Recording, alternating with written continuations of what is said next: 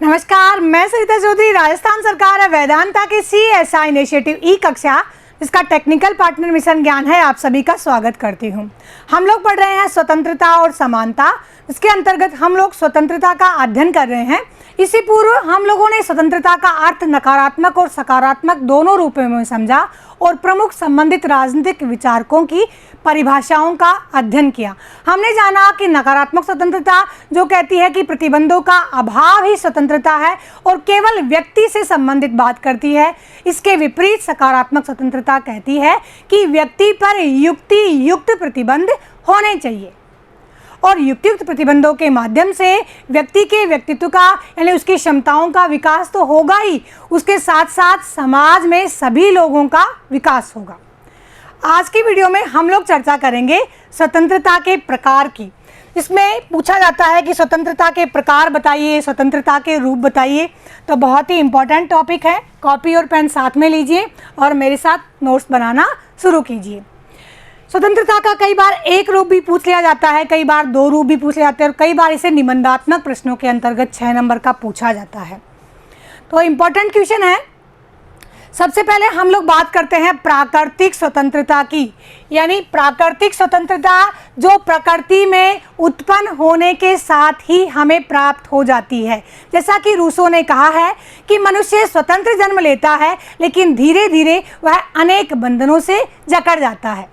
तो जकड़ किस प्रकार से जाता है कि सामाजिक बंधन यानी राज्य नामक संरचना जैसे ही अस्तित्व में आती है तो व्यक्ति को वह जकड़ लेती है। जब प्रकृति में व्यक्ति अपने स्वभाव में व्यक्ति स्वतंत्र होता है, यह स्वतंत्रता किसी दूसरे व्यक्ति को हस्तांतरित नहीं की जा सकती, एक व्यक्ति से दूसरे व्यक्ति को नहीं दी जा सकती और यह स्वतंत्रता राज्य के अंतर्गत निवास नहीं करती। राज्य के जन्म से पूर्व यह स्वतंत्रता व्यक्ति को प्राप्त थी और जैसे ही राज्य का अस्तित्व होता है, राज्य, उसके कानून, उसके नियम अस्तित्व में आने लगते हैं तो ये जंजीरें व्यक्ति को जकड़ने लगती हैं। तो राज्य के अस्तित्व में आने के साथ साथ ही यह स्वतंत्रता समाप्त होने लगती है। इसका समर्थन मुख्य रूप से लॉक ने किया है, रूसो ने किया है। लॉक ने तो प्राकृतिक अवस्था के अंतर्गत प्रमुख अधिकार बताए, जैसे कि प्राकृतिक अधिकारों के अंतर्गत जीवन, स्वतंत्रता और संपत्ति के अधिकार को महत्वपूर्ण अधिकारों के अंतर्गत स्वीकार किया। तो बच्चों, प्राकृतिक स्वतंत्रता जो व्यक्ति को प्रकृति में जन्म लेने के साथ ही प्राप्त हो जाती है और राज्य नामक व्यवस्था के अंतर्गत व्यक्ति को प्राकृतिक स्वतंत्रता प्राप्त नहीं होती और व्यक्ति इसका हस्तांतरण नहीं करता। प्राकृतिक स्वतंत्रता से तात्पर्य व्यक्ति की स्वाभाविक स्वतंत्रता से होता है। नेक्स्ट है व्यक्तिगत स्वतंत्रता यानी पर्सनल लिबर्टी। पर्सनल लिबर्टी यानी वे विषय, वे तत्व जिनका संबंध व्यक्ति से होता है, जिनका संबंध निजी कार्यों से होता है। वे कार्य किसी और व्यक्ति से संबंधित नहीं होते और उन कार्यों को करने की स्वतंत्रता ही व्यक्तिगत या निजी स्वतंत्रता कहलाती है। जैसे कि विचार अभिव्यक्ति की स्वतंत्रता, अपनी पसंद या नापसंद व्यक्त करने की स्वतंत्रता, अपनी रुचि या मूल्यों का अनुपालन करने की या उनका अनुसरण करने की स्वतंत्रता, अपनी इच्छा अनुसार जीवन जीने की स्वतंत्रता, अपना खान पान, रहन सहन, वेशभूषा, अपना परिवार तथा अंतःकरण यानी धर्म की स्वतंत्रता आदि ऐसे क्षेत्र हैं जिनका संबंध व्यक्ति से होता है, जिनका संबंध व्यक्ति से निज से होता है। तो यह निजी स्वतंत्रता भी कहलाती है, यानी व्यक्तिगत स्वतंत्रता भी कहलाती है। लेकिन यदि हमारे द्वारा इस स्वतंत्रता का उपभोग किए जाने के कारण समाज के किसी वर्ग पर या किसी व्यक्ति पर नकारात्मक प्रभाव पड़ता है, नुकसान पहुंचाने वाला प्रभाव पड़ता है या किसी अन्य व्यक्ति की स्वतंत्रता में बाधा उपस्थित होती है, तो इस प्रकार की स्वतंत्रता को नियंत्रित किया जा सकता है। इसके प्रमुख समर्थक विचारक हैं J.S. मिल, बेंथम, जॉन लॉक और थॉमस पेन। ये समर्थक जो विचारक हैं वह भी आप प्रश्न के उत्तर के साथ जरूर लिखें, यह आपके प्रश्न को प्रभावशाली बनाते हैं। तो जब भी आप किसी स्वतंत्रता का उल्लेख करें या बताएं तो सबसे पहले उसका शाब्दिक अर्थ बताएं, फिर उससे संबंधित विषय बताएं, फिर उससे संबंधित जो नियंत्रण की संबंधी बातें हैं वह बताएं और उसके बाद जो संबंधित विचारक हैं उनका नामोल्लेख करें। जरूरी नहीं कि 4-5 विचारक बताएं, कोई भी एक विचारक बताएंगे तो भी आपका जो आंसर है वह इम्प्रेसिव होगा। नेक्स्ट है नागरिक स्वतंत्रता यानी सिविल लिबर्टी। अब नागरिक स्वतंत्रता, नागरिक किसे कहते हैं? देश में रहने वाले व्यक्ति को जो देश के अंतर्गत अपने अधिकारों की मांग कर सकता है। निवासी होना ही नागरिक नहीं होता है, उस राज्य और राष्ट्र से अंतर संबंधित जो व्यक्ति होता है वह उस देश का नागरिक होता है। तो देश का नागरिक होने के नाते जो स्वतंत्रताएं प्राप्त होती हैं उन्हें नागरिक स्वतंत्रताएं कहते हैं, जो व्यक्ति के समाज के द्वारा स्वीकार की जाती है और राज्य उन्हें मान्यता देता है। उनका उल्लेख संविधान में भी किया जाता है और राज्य के द्वारा उनका संरक्षण किया जाता है, जैसे न्यायालय उनका संरक्षण करता है। भारत के अंतर्गत प्रत्येक नागरिक को नागरिक अधिकार के रूप में नागरिक स्वतंत्रताएं प्राप्त हैं। गेटिल ने नागरिक स्वतंत्रता को समझाते हुए कहा है कि स्वतंत्रता उन अधिकारों और विशेषाधिकारों को कहते हैं जिनको राज्य के नागरिकों के लिए राज्य उत्पन्न करता है और राज्य के द्वारा उनकी रक्षा की जाती है। भारतीय संविधान के अंतर्गत भाग 3 में नागरिक स्वतंत्रताओं का उल्लेख किया गया है। इसके समर्थक विचारक हैं अर्नेस्ट बार्कर और गेटिल। नेक्स्ट है राजनीतिक स्वतंत्रता यानी पॉलिटिकल लिबर्टी। राज्य के कार्यों और राजनीतिक व्यवस्था में सहभागिता होना ही राजनीतिक स्वतंत्रता है, यानी प्रत्येक व्यक्ति को राजनीतिक गतिविधियों में शामिल होने का अधिकार, राजनीतिक व्यवस्था में शामिल होने का अधिकार, चुनने और चुने जाने का अधिकार, मतदान का अधिकार, विरोध का अधिकार, आंदोलन का अधिकार, अपने किसी बात को मनवाने के लिए राजनीतिक व्यवस्था पर दबाव डालने का अधिकार आदि सभी राजनीतिक सहभागिताओं के माध्यम से कोई भी व्यक्ति किसी प्रकार की राजनीतिक व्यवस्था के अंतर्गत भाग ले पाता है तो वह उसकी राजनीतिक स्वतंत्रता है। किसी भी सार्वजनिक पद के लिए प्रत्याशी बनना या उम्मीदवार बनना और उस पद को प्राप्त करने का अधिकार भी राजनीतिक स्वतंत्रता के अंतर्गत आता है। रूसो ने कहा है कि राजनीतिक स्वतंत्रता का आशय जन संप्रभुता का अंश होना है। प्रभुसत्ता किसी देश की सर्वोच्च निर्णायक शक्ति और वह किसमें? जनता में। तो राजनीतिक स्वतंत्रता का आशय है जन संप्रभुता का अंश होना, और जब व्यक्ति इस जन संप्रभुता का अंश हो पाता है वह जनता के रूप में अपने शासन का चयन करता है और शासक के रूप में उन अधिकारों का प्रयोग कर पाता है, तब वह जन संप्रभुता का अंश बन जाता है। इस अधिकार का प्रयोग करना ही राजनीतिक स्वतंत्रता कहलाता है। गिलक्राइस्ट कहता है कि लोकतंत्र का दूसरा नाम ही स्वतंत्रता है। कितनी सुंदर बात कही गिलक्राइस्ट ने कि लोकतंत्र का दूसरा नाम ही स्वतंत्रता है। सोचकर देखिए, स्वतंत्रता के बिना क्या लोकतंत्र संभव है? नहीं संभव है। लोकतंत्र का प्रारंभ, लोकतंत्र का विकास और लोकतंत्र का प्रत्येक स्तर केवल स्वतंत्रता के कारण ही प्राप्त किया जा सकता है।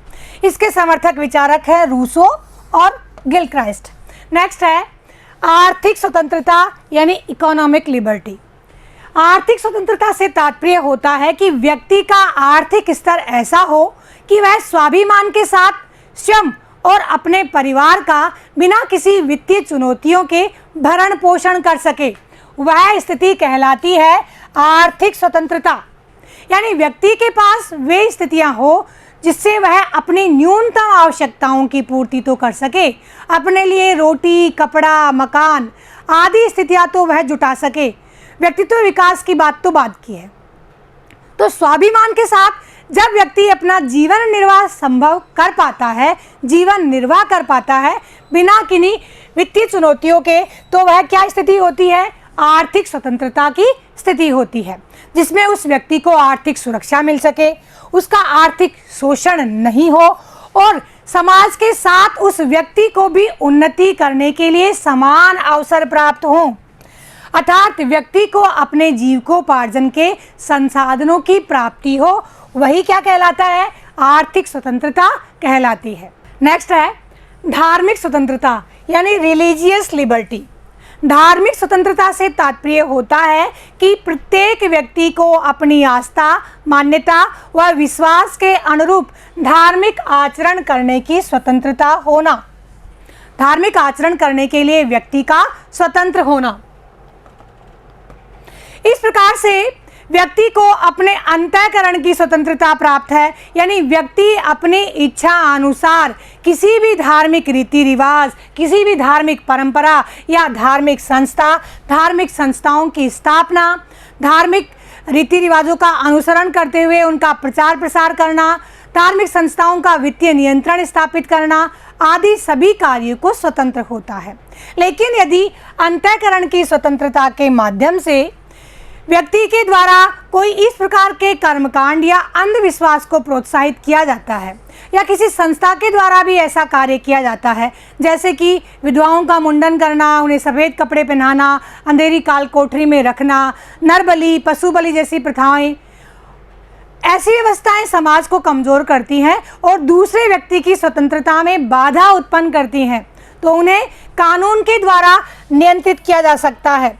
इसी प्रकार से जब अंतःकरण की स्वतंत्रता के नाम पर धर्मांतरण करवाया जाता है, यानी व्यक्ति का धर्म परिवर्तन करवाया जाता है, तो वह धर्म परिवर्तन यदि व्यक्ति की इच्छा अनुसार किया गया है तब तो ठीक है, लेकिन यदि उसे बलात् धर्म परिवर्तन करवाया जाता है, जबरदस्ती या बहला फुसला कर धर्म परिवर्तन कराया जाता है, तो ऐसी स्थिति में राज्य के द्वारा कानून व्यवस्था के माध्यम से नियंत्रण स्थापित किया जा सकता है, क्योंकि यह आपकी धार्मिक स्वतंत्रता नहीं है, किसी अन्य व्यक्ति की स्वतंत्रता के उपभोग में महत्वपूर्ण बाधा है।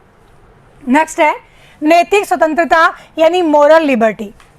इसका तात्पर्य नैतिकता से होता है, व्यक्ति के चरित्र से होता है, व्यक्ति की अंतरात्मा से होता है, यानी नीतिगत अनुपालन से होता है, औचित्यपूर्णता से होता है।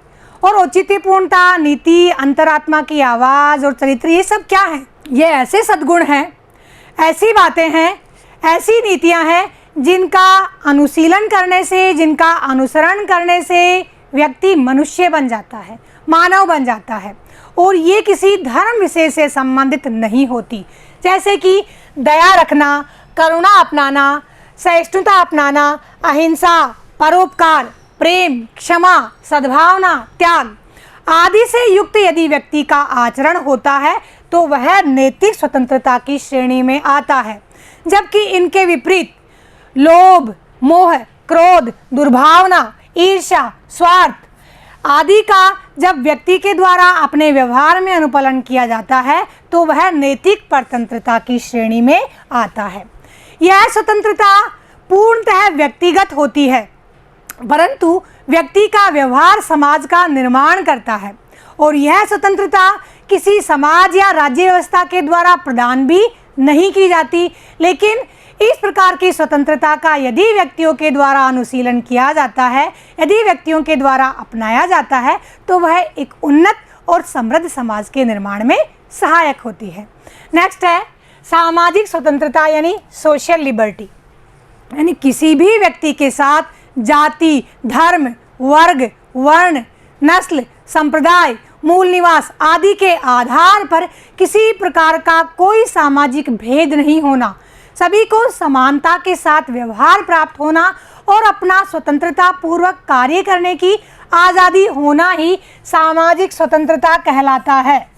और भारतीय संविधान के अंतर्गत समानता के अधिकार को प्रदान किया गया है ताकि स्वतंत्रता जो सामाजिक रूप में प्रत्येक व्यक्ति को प्राप्त हो सके। इस प्रकार से भारतीय संविधान के अंतर्गत कानून के समक्ष समानता और कानून का समान संरक्षण के द्वारा सामाजिक समानता को मजबूत करने का और सामाजिक स्वतंत्रता को और अधिक उन्नत करने का प्रयास किया है। कानून के समक्ष समानता यानी सभी व्यक्ति कानून के समक्ष समान है, चाहे वह उच्च पदाधिकारी हो या कोई साधारण मजदूर हो, और यदि अपराध किया है तो कानून के द्वारा उन सभी के साथ समान व्यवहार किया जाएगा, और यदि आप निर्दोष हैं तो उस स्थिति में कानून का आप लोगों को समान संरक्षण प्राप्त होगा। और किसी भी व्यक्ति के साथ जाति, वर्ग, वर्ण, लिंग, धर्म और संप्रदाय के आधार पर सामाजिक स्तर पर कोई भेदभाव नहीं किया जाएगा। नेक्स्ट है राष्ट्रीय स्वतंत्रता यानी नेशनल लिबर्टी। राष्ट्रीय स्वतंत्रता आंदोलन हम लोगों ने इतिहास में पढ़ा होगा, अपने पहले की क्लासेस में पढ़ा होगा, और हम लोगों ने जाना कि इस स्वतंत्रता को प्राप्त करने के लिए अनेक लोगों ने अपना सर्वस्व बलिदान कर दिया, और आज उनमें से बहुतों के तो हम नाम ही नहीं जानते हैं। अब यह जो भावना होती है राष्ट्र के प्रति स्वतंत्रता की भावना होती है, राष्ट्र के प्रति जो प्रेम की भावना होती है, राष्ट्र के प्रति जो निष्ठा की भावना होती है, वह राष्ट्रीय स्वतंत्रता को मजबूत बनाती है। 15 अगस्त 1947 से पहले भारत के पास राष्ट्रीय स्वतंत्रता नहीं थी, क्योंकि भारत के पास संप्रभुता नहीं थी। संप्रभुता वह शक्ति होती है जो दो रूपों में किसी राष्ट्र को प्राप्त होती है, एक तो है आंतरिक और दूसरा है बाह्य। समझिएगा, आंतरिक रूप में कोई भी राष्ट्र अपने निर्णय लेने के लिए स्वतंत्र है, और राज्य के द्वारा जो निर्णय लिए गए हैं वे सर्वोच्च हैं। यानी आंतरिक रूप में वह राज्य स्वतंत्र व सर्वोच्च है, और बाह्य रूप से स्वतंत्र है। हमारी इच्छा है, यानी भारत की इच्छा है तो वह अमेरिका के साथ संबंध बनाए, भारत की इच्छा है तो वह रूस के साथ संबंध बनाए, भारत की इच्छा है तो वह फ्रांस से कोई समझौता करे, क्योंकि हम लोग क्या है, अपने संबंध स्थापित करने के लिए, अपनी वैदेशिक नीति स्थापित करने के लिए स्वतंत्र है। लेकिन यह स्थिति 1947 से पहले नहीं थी। तो किसी भी राष्ट्र की स्वतंत्रता का परिचायक होता है उस राष्ट्र की संप्रभु शक्ति, जो हमें 1947 से पहले नहीं थी, और जिसे प्राप्त करने के लिए अनेक जो भारतीय हैं वे बलिदान हो गए, शहीद हो गए।